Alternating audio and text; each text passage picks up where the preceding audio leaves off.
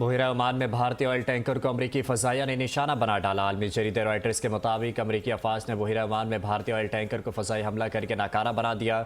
अमरीकी फौज के मुताबिक जहाज ने अमरीकी नाकाबंदी की खिलाफ वर्जी करते हुए ईरान से तेल मुंतकिल करने की कोशिश की। अमरीकी तैयारे ने जहाज के इंजन रूम को निशाना बनाया। हमले के बाद भारतीय ऑयल टैंकर में आग लगने से 3 भारतीय लापता।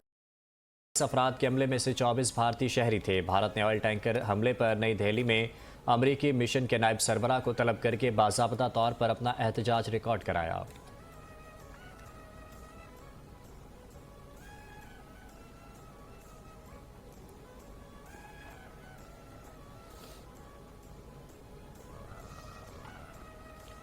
हम आज ईरान पर बहुत सख्त हमले करने जा रहे हैं। ईरान के पावर प्लांट्स और पुलों पर हमलों का हुक्म दे सकता हूं। अमरीकी सदर ट्रंप का ईरान पर दोबारा सख्त हमले करने का ऐलान। ओवल ऑफिस में गुफ्तगू करते हुए कहा, हम ईरान से मानीखेज और कारामद डील करना चाहते हैं। ईरान को डील करना होगी। ईरान हमें मुसलसल उलझा रहा है। पाकिस्तानी वज़ीर आज़म शहबाज शरीफ और फील्ड मार्शल आसिम मुनीर के कहने पर जंगबंदी की। वज़ीर आज़म पाकिस्तान और फील्ड मार्शल मेरे बहुत अच्छे दोस्त और बेहतरीन शख्सियात हैं। वो दोनों अभी भी जंग रोकने के लिए काम कर रहे हैं। हम ईरान के साथ एक बामकसद मुआहदा चाहते हैं।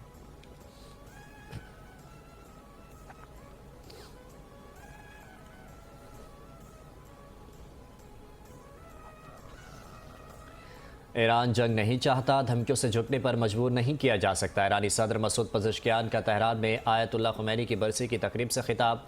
तवील जंग ईरान के मफाद में नहीं। अगर मुल्क पर हमला किया गया तो ईरान कभी हथियार नहीं डालेगा। ईरान खुद मुख्तारी और कौमी वकार पर किसी किस्म का समझौता भी कबूल नहीं करेगा।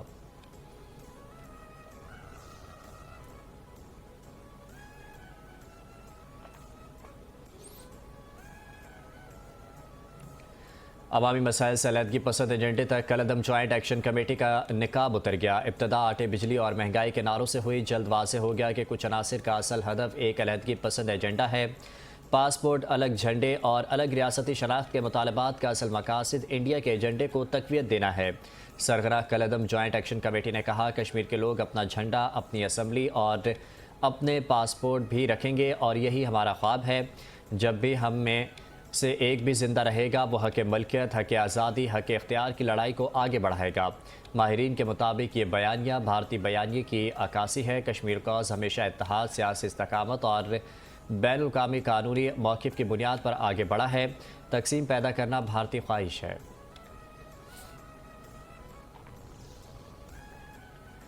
अवामी एक्शन कमेटी की तारें कहीं और से हिल रही हैं। ऑडियोज़ भी सामने आ रही हैं कि पीछे कौन है। भारत को जो जवाब दिया गया वो भारत बर्दाश्त नहीं कर पा रहा। वफाकी वज़ीर कानून आज़म नज़ीर तारड़ का कौमी असम्बली में खिताब। कहा, कश्मीर में APC करवाई गई, तय किया गया कि आइन में तरमीम के लिए असम्बली फैसला करेगी। आज़ाद कश्मीर सुप्रीम कोर्ट में रेफरेंस भेजा गया। अदालत ने अगली असम्बली को मुहाजिरीन की नशिस्तों का फैसला देने का कहा।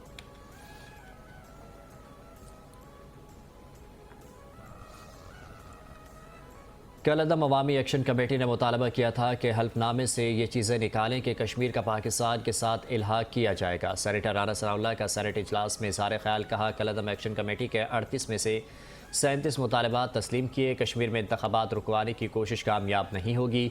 आज़ाद कश्मीर में सरगर्म अवामी एक्शन कमेटी का किसी सियासी जमात से ताल्लुक़ नहीं। हुकूमत ने अवामी मसाइल के हल के लिए उसके साथ मुज़ाकरात किए। कश्मीर की आज़ादी की बुनियाद ही इल्हाक़ पाकिस्तान थी। पाकिस्तान हर कीमत पर आज़ाद कश्मीर का तहफ़्फ़ुज़ करेगा। शरपसंद भारत के आलाकार बनकर खराबी करते हैं तो कानून के मुताबिक निपटा जाएगा।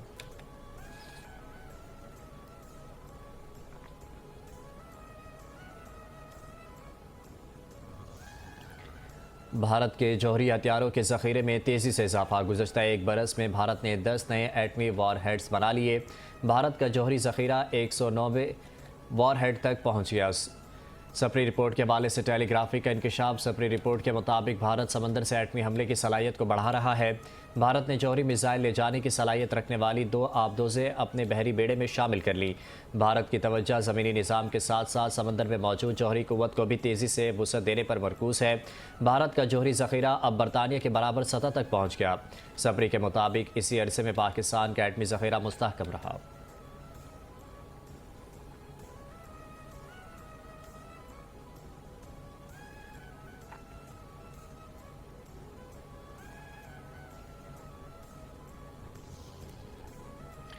पाकिस्तान की अफगानिस्तान में कार्रवाई, भारतीय सरपरस्ती में सरगर्म 26 भारतीय खारिज हलाक। वज़ीर इत्तलात अताउल्लाह तारण के मुताबिक कार्रवाई के दौरान फितनल खारिज के 4 अहम मराकज़ भी तबाह कर दिए गए।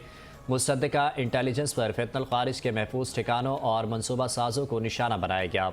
तबाहशुदा अहदाफ में तरबियती मराकज़, असलहा डिपो, महफूज पनाहगाहें और दहशत गर्दों के मराकज़ शामिल हैं। हालिया दहशत गर्द हमलों के बाद पाकिस्तान ने सरहदी इलाकों में ठिकानों को निशाना बनाया। बनू पुलिस स्टेशन पर हमलों के बाद दहशत गर्दों के खिलाफ मौसर कार्रवाई अमल में लाई गई। कार्रवाई में कमांडर अलीम खान खुशाली और कमांडर अख्तर मोहम्मद जानी खेल से संग मराकज़ को निशाना बनाया गया।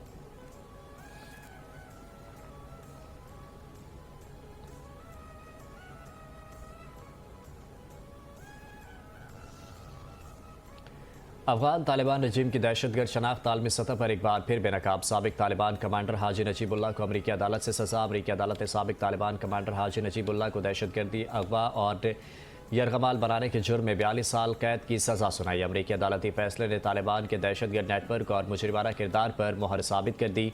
साबिक तालिबान कमांडर ने अमरीकी सहाफ़ी डेविड रोहडे और दीगर अफराद के अगवा में किरदार का एतराफ़ कर लिया। अदालत ने करार दिया कि तालिबान कमांडर का तर्ज अमल सफाकियत, दहशतगर्दी और नफसियाती तशद्दुद की बदतरीन मिसाल था। न्यूयॉर्क की वफाकी अदालत का फैसला तालिबान की दहशतगर्द सरगर्मियों के खिलाफ अहम आलमी अदालती नज़ीर बन गया।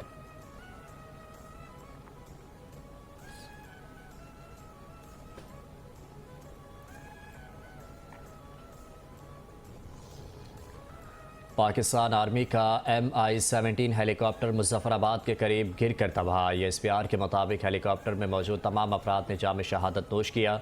Army chief field marshal Asim Munir और पाकिस्तान आर्मी के आला हुकाम की जानिब से इजहार रंज गम। मुतासरा ख़ानदानों से आर्मी चीफ और दीगर आला हुकाम का इजहार अफसोस। सदर आसिफ अली जरदारी का हेलीकॉप्टर के हादसे पर गहरे रंज गम और अफसोस का इजहार। कहा, कौम शहदा की अजीम कुर्बानी को खिराज अकीदत पेश करती है। वज़ीर आज़म शहबाज शरीफ ने कहा, पूरी कौम अपने बहादुर सपूतों की कुर्बानियों को सलाम पेश करती है।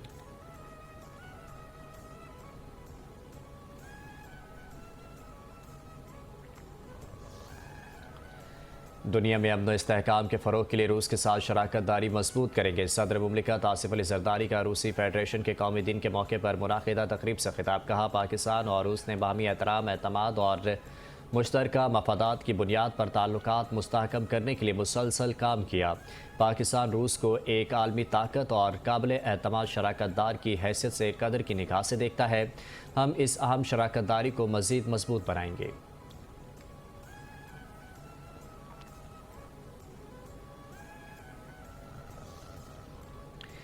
कौमी इक़्तिसादी कौंसिल ने सालाना तरक्याती प्रोग्राम और अहम माशी अहदाफ की मंजूरी दे दी। वज़ीर आज़म ने कहा, बजट के हवाले से सूबों के साथ कई हफ्तों से मुशावरत जारी है। ज़्यादा से ज़्यादा वसाइल पैदा करना हमारी तरजीह है। दहशतगर्दी के चैलेंज से निपटने के लिए वसाइल दरकार हैं। दिफा के लिए वसाइल की फराहमी हमारी तरजीह है। इजलास में सिंध, KP और बलूचिस्तान के वज़राए आला ने शिरकत की। इजलास में पंजाब की नुमाइंदगी सीनियर वज़ीर मरीम औरंगज़ेब ने की।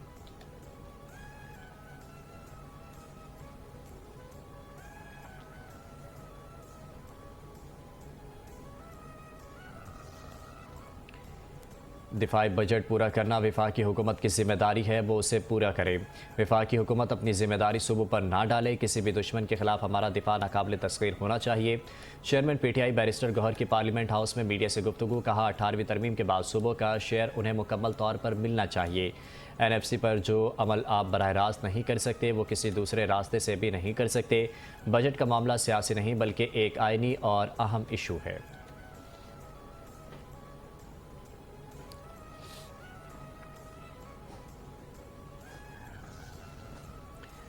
मशरिक़ वस्ता की सूरत हाल ने पूरी दुनिया को मुतासर किया। खित्ते में जारी कशीदगी ख़त्म भी हो जाए तो उसके असरात अगले साल तक भी जाएंगे। सेनेट इजलास में माशी सूरत हाल पर वज़ीर ख़जाना ने जवाब दे दिया। मोहम्मद औरंगज़ेब ने कहा कि बहरान ख़त्म होने के बाद भी माशी असरात बरकरार रहेंगे। मुल्क की क़यादत की कोशिशों से माशी सूरत हाल बेहतर होने की उम्मीद है। आलमी बहरान के बायस मईशत को तवील मुद्दती चैलेंजेस दरपेश हैं। खित्ते की सूरत हाल के बायस तमाम सूबाई हुकूमतों ने भी साथ दिया। टारगेटेड सब्सिडी का सिलसिला अब भी जारी है।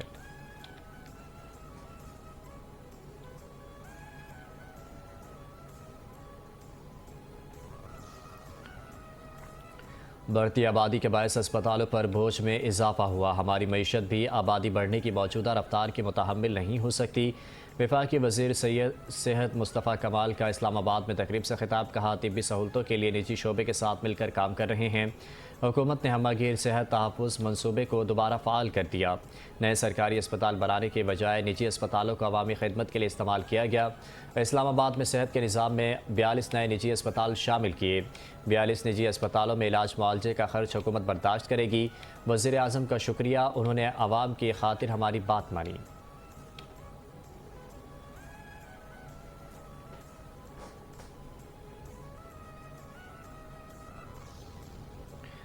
मरी एक्सप्रेस वे पर सयाहों की वैन को हादसा। 10 अफराद जाँ बहक। गाड़ी ओवर स्पीड होने के बाद टकराई, जिसके बाद इंजन में आग भड़क उठी। बस मुल्तान से मरी जा रही थी। सानिया बल्दा टाउन फैक्ट्री केस में बड़ी पेशरफ। सुप्रीम कोर्ट ने मरकजी मुल्जिमान रहमान उर्फ भोला और जुबैर उर्फ चरिया को बरी कर दिया। ट्रायल कोर्ट और सिंध हाई कोर्ट के सजाए मौत के फैसले कलअदम करार। सुप्रीम कोर्ट कराची रजिस्ट्री ने मरकजी मुल्जिमान की अपीलों पर बड़ा फैसला सुनाते हुए उनकी सजाए मौत को कलअदम करार दे दिया। सुप्रीम कोर्ट ने एमक्यूएम के रिमार्क्स हज़फ करने की अपील गैर मौसर होने पर निपटा दी। फैसला कलअदम हो चुका तो रिमार्क्स अज खुद ख़त्म हो चुके हैं।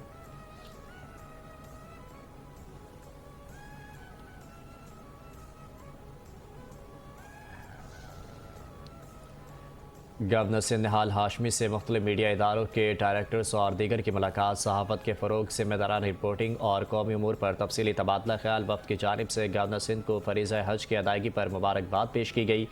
गवर्नर सिंध ने कहा, आज़ाद, ज़िम्मेदार और मुस्बत सहाफ़त माशरे की तरक्की और इस्तेहकाम के लिए नागुज़ीर है। सहाफ़ी अवामी आगाही, कौमी शऊर और यकजहती के फ़रोग़ में अहम किरदार अदा कर रहे हैं। मीडिया रियासत और आवाम के दरमियान मौसर राबते और एतमाद के क़याम का मजबूत ज़रिया है।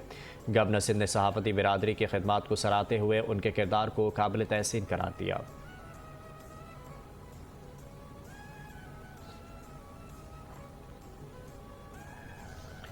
मुस्लिम लीग काफ और मरकज़ी मुस्लिम लीग में कुर्बतें बढ़ने लगी। काफ लीग के मरकज़ी जनरल सेक्रेटरी तारिक हसन की मरकज़ी मुस्लिम लीग सिंध के सदर फैसल नदीम से मुलाकात। मुल्क की मौजूदा सियासी सूरत हाल, अवामी मसाइल और शहरी सहूलियात की फराहमी के हवाले से गुफ्तगू। अवामी मसाइल पर मुश्तरका ताउन जारी रखने के अज़्म का इज़हार किया। कहा, अवामी मसाइल के हल के लिए सियासी जमातों को बाहमी ताउन और संजीदा किरदार अदा करना होगा।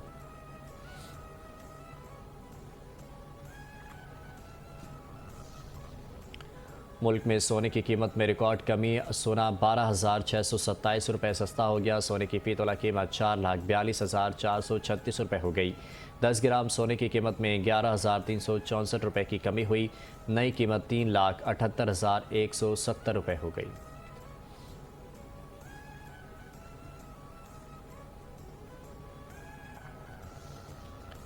पाकिस्तान स्टॉक एक्सचेंज में नई कंपनियों की मजबूत कारकर्दगी। सरमायाकारों का एतमाद मज़ीद मुस्तहकम। नई कंपनियों की लिस्टिंग से सरमायाकारी और कारोबारी सरगर्मियों में मुस्बत रुझान देखने में आया। 13 नई कंपनियों ने औसतन 47% मुनाफा देकर सरमायाकारों के एतमाद को मज़ीद मजबूत बनाया। जारिया लिमिटेड के शेयर्स में 179.5%, जबकि नेट्स इंटरनेशनल कम्युनिकेशन के शेयर्स में 154.1% इजाफा रिकॉर्ड किया गया।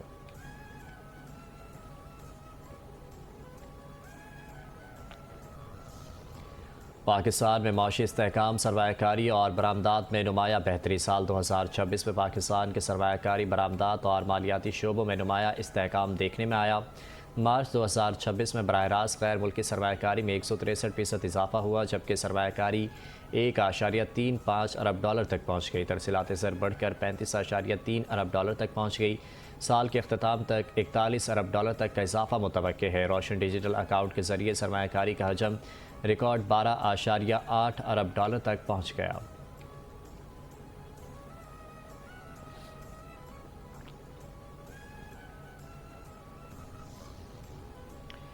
एक ट्रॉफी, 48 मुल्क, 1248 खिलाड़ी। फुटबॉल की आलमी जंग फीफा वर्ल्ड कप 2026 का आगाज़ आज 11 जून से होगा। ट्रॉफी जीतने की ये जंग 19 जुलाई तक अमेरिका, मैक्सिको और कनाडा के मैदानों में जारी रहेगी। FIFA world cup 2026 mega event के 96 साल तारीख का सबसे बड़ा इवेंट होगा, जिसमें पहली बार 48 टीमें एक ट्रॉफी के लिए मैदानों में जंग लड़ेंगी।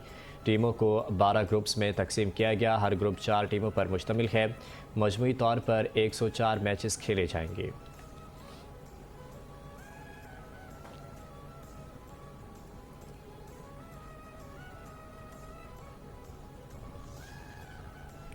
कराची में फीफा वर्ल्ड कप का जुनून सर चढ़ कर बोलने लगा। मलिर 15 दाऊदकोट में नौजवानों ने गलियों और महल्लों को वर्ल्ड कप के रंगों से सजा दिया। फीफा वर्ल्ड कप में शरीक पसंदीदा टीमों के परचम आवेजा। फुटबॉल खिलाड़ियों और आलमी मुकाबलों की खूबसूरत पेंटिंग से दीवारें सजा दी गईं। ग्राउंड में इज्तमाही तौर पर मैचेस देखने के लिए भी खुसूसी इंतज़ामात